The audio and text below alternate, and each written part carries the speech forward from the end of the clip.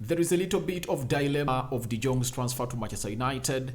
Sources from Barcelona indicate that the club is willing to sell. Frenkie de Jong is expected to be sold, and very much shockingly, The Athletic is telling us that even in January they want to offload him, but the president, Joan Laporte, is telling us that he doesn't want to sell the player yet. He met with United in the summer and they agreed on selling this player, but it's the player that said no to the move because Barcelona had not cleared his deferred wages. Then we are going to talk about Lisandro Martinez returning and Erik ten Hag having something to say about the return of Lisandro Martinez.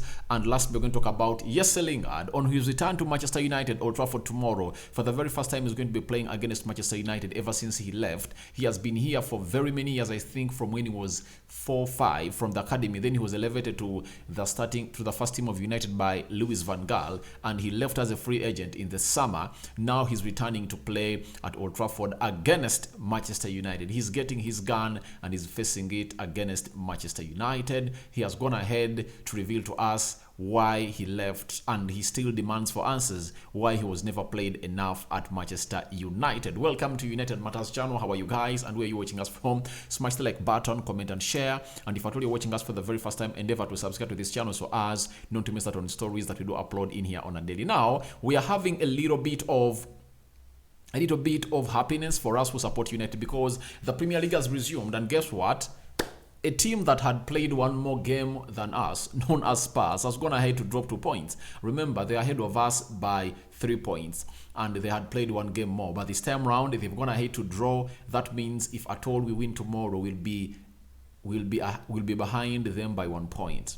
Meaning, if God blesses us and we win our game we have in hand, obviously it will be a done deal. It will be a done deal for them. They won't be in any discussion of being in the top 4, and yet will be ahead of them by 2 points. Remember, they are also having Arsenal and very many other teams to play in January. So that is something that we're going to discuss about tomorrow when the game of football is going to be starting in what we call the match build-up. Not so. So let's get into this story that most of you have been waiting for. Rokan David is my name, and the United Matters channel is the YouTube channel you are really watching us on now. FC Barcelona have decided that Frenkie de Jong is not for sale. He will replace Busquets. That is Ferran Correa. This story came out today, and I said I have to come in here and really go on and really put it up there for you. But after Ferran Correa coming in through, then the Athletic, one of the credible sources that I've seen, have gone ahead to let us know about the situation of Frenkie de Jong at Barcelona, and this is how it stands. A source who knows Frenkie de Jong has said he expected Barcelona to make another push to sell him in January, even though Frenkie de Jong remains as happy as ever in the Catalan capital and has no intention of leaving. So, as things stand, the fact is, Barcelona look like they're in dilemma. They've not yet made up their decision.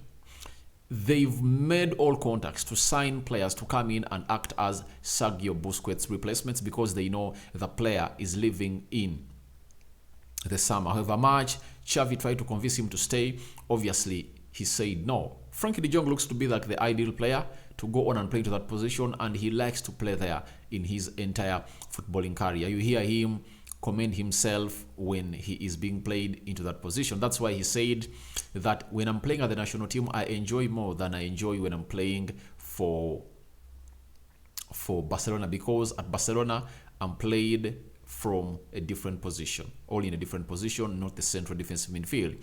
Now, talk about the January transfer window. I believe, however much Frenkie de Jong believes the club wants to sell him in the January transfer window, I don't believe it's not ideal. It's not ideal because no one is going to come to the table and put there the amount of money they want. They want 85 million euros. You get? So 85 million euros is a lot of money in the January transfer window for a team to come there and spend. And I believe how much they are pushing him. We all know the reason as to why the player is hesitant to leave Barcelona. The reason is simple. The player is hesitant because he demands Barcelona 17 million euros. So lots of stories have been put out indicating how this player is happy, but I believe the player is not happy because a close source to United, Samuel Lucas and Louis Ritwell, confirmed to us that a player called Frenkie de Jong is happy to join Manchester United. But he is wanting his money from Barcelona. That's the reason as to why this deal has not yet materialized, to say to it that this man crosses from Barcelona to Manchester United. But here we get a story that even in January, they really want to sell him off, though the president of Barcelona has come out and really said, no, this is not going to happen. We're not going to offload this player.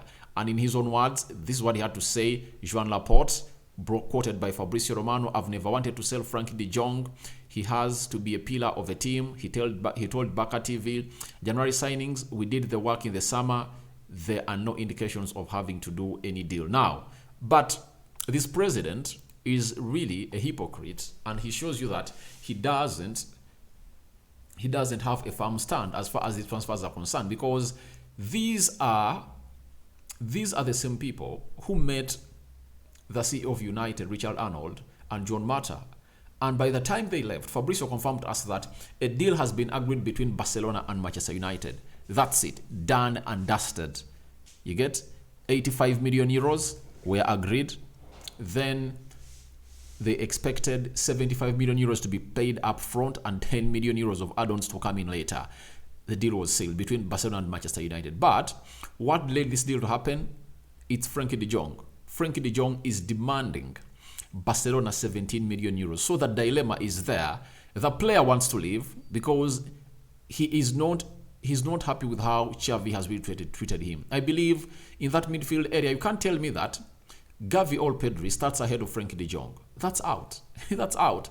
That midfield should be having Busquets, De Jong, and Pedri. But how do you start Gavi ahead of Frenkie de Jong? That's really out. That's really out. And I believe that's the biggest mistake that Xavi made in the game of Bayern Munich when they are playing away. I believe in that game, you need the creativity of Frenkie de Jong alongside Pedri and Busquets in the midfield three. You need them because they could go ahead and absorb everything that Bayern Munich could have thrown at them in the midfield. The likes of the Goreskas, the Kimmichs of this world, they would have really absorbed them. But the problem is they didn't go that way, and that's why they lost that game of football. They trust Gavi, but I don't believe Gavi is at the same level as Frenkie de Jong. Frenkie de Jong is a different player altogether, and I believe you can all agree with me about this. Not so? So that's what the president is telling us about Frenkie de Jong. But I believe there is dilemma. There is a lot of confusion because we don't know which is which, because a club agreeing to sell the player, you get, but the player says no. And now the president says, I never wanted to sell Frenkie de Jong. Yet the fact is, Frenkie de Jong was on market because they wanted to raising money and they don't want to pay his deferred wages. So stories are still coming in from Catalonia about Frenkie de Jong being linked to Manchester United.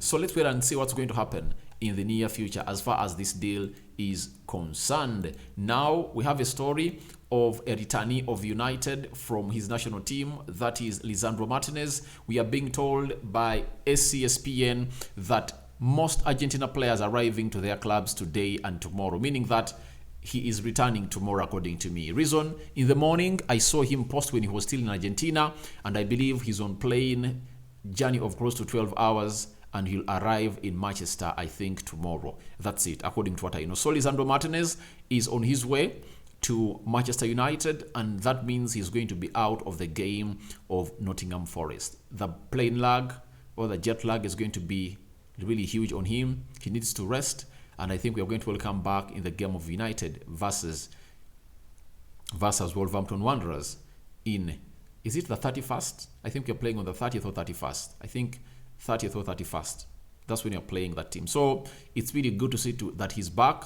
But Harry Maguire, Rafael Varane, and Lindelof are available for picks for United as we take on Nottingham Forest. That is tomorrow. Now, Erik ten Hag has gone ahead to have some say about Lisandro Martinez, and obviously the European lad has brought us the story of Erik ten Hag talking about Lisandro Martinez. He said, I spoke with Lisandro Martinez. It's amazing when you win a World Cup. When does he have to come back here? As soon as possible. When the festivities are over, he has to get on plane, and this will happen. That's what we've been told by Erik ten Hag. So he is telling us that this player is on his way, as we've told that they are arriving today or tomorrow. And you've seen even Spurs today, they never had Christian Romero. And I think Man City are not going to be having Julian Alves. So we are going to wait and see what is going to happen between this. But Lisandro Martinez is really a very good player. And it's amazing for him to win the World Cup because it changes his winning mentality, meaning that he has fought and won at the greatest footballing stage in the world. And we expect him to come out to express that mentality at United. And him bringing it at United will be something great because we need more winning mentalities into these players of United. Because the more the mentality is right, the more the trophies United are going to go in and bag at the club of United. Now, there is a player that really left Manchester United on a free, that is Lingard. He's going to return at Old Trafford for the very first time to play against Manchester United, because in his entire career, he had never played against Manchester United. He has always been a United player. Even when he was loaned at West Ham, he never played against us because he was not allowed. Like how Dean Henderson is not going to be allowed to play against Manchester United tomorrow because he is loaned there. Now, Jesse Lingard has come out and spoke to John Passy of The Telegraph, and this is what he had to tell him. Now, Lingard, on a time at Manchester United, he said it was false promises. I was training hard and I was sharp. I was ready to play them games. When you're working hard in training and don't play, at the end of it all, it's very frustrating. And these are all things that are supposed to be blamed on Ole Gunnar Solskjaer and the board. And this is what comes in through when you're having an incompetent manager like Ole Gunnar Solskjaer.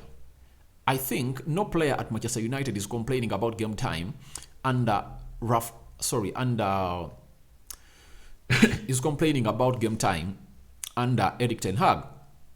I think rotation is really key, and most players are really getting playing time and they are not complaining. But for Ole Gunnar Solskjaer, he went in for favoritism over picking players on merit, and this caused a lot of mayhem in the dressing room. To see to it that leaks became leaks. Obviously, a player called Jesse Lingard was quoted by Paul Scholes that Paul Scholes told him that Paul Scholes told us that Lingard told him that it was not good in the dressing room. The dressing room was burning and fuming because of the manager, and the dressing room was not okay at that. But I believe even the body is to blame into this, because if at all you have a very good sporting director, he will come out and really tell you that, no, this player is not going to get enough playing time, let's loan him. And for the good business of the team, it was better for United to sell Jesse Lingard after having a very good spell at West Ham. Would have gotten close to 15 or 20 million pounds from him. But obviously United paid a deaf ear to that, and they wanted to keep the player, yet he was not going to go and play the number of games that they expect them to play. So the player is really complaining for the right reason, because you want to train and obviously play the game of football, because he showed us what he's good at when he went at West Ham. He scored close to 8 goals and he helped them to secure the UEFA Europa League position in the league. So that is Jesse Lingard for you. He went ahead to throw in something else in here for you as far as him not being played at Manchester United was concerned. Jesse Lingard told Passy John that I don't know why I wasn't playing at Manchester United. I don't know what the problem was, whether it was politics or whatever. To me, I believe it was the naiveness of Ole Gunnar Solskjaer. How can you be having close to 3 or 4 players playing the same position? You brought in Sancho to play as a right winger. You are not playing him as a right winger. That's it. And you added him onto the players that we are playing wide. That is Rashford, Martial, Lingard, and then you add on Sancho, meaning that you are having 4 players playing the same position, meaning that it was sent to loan off one player to see to it that at least you have like 3, because Anton Martial could come in and really play as a center forward, and that could call in for lot more at the club of United than how it went therefore. So it went ugly because of Ole Gunnar Solskjaer being ill at managing, and I believe it was not politics. It was because the manager was naive of managing a club like Manchester United, and he never knew the depth of his squad he was supposed to be holding. That's it. So that is Ole Gunnar Solskjaer for you. Then he concluded by saying the following, that is Jesse Lingard as he prepares to play against United, that I still haven't got an answer to this. I didn't even ask. I would rather that someone out of respect for me being there that long time told me this is why you are not playing, but I never got that. So expect smiles from Ole Gunnar Solskjaer only. That's it.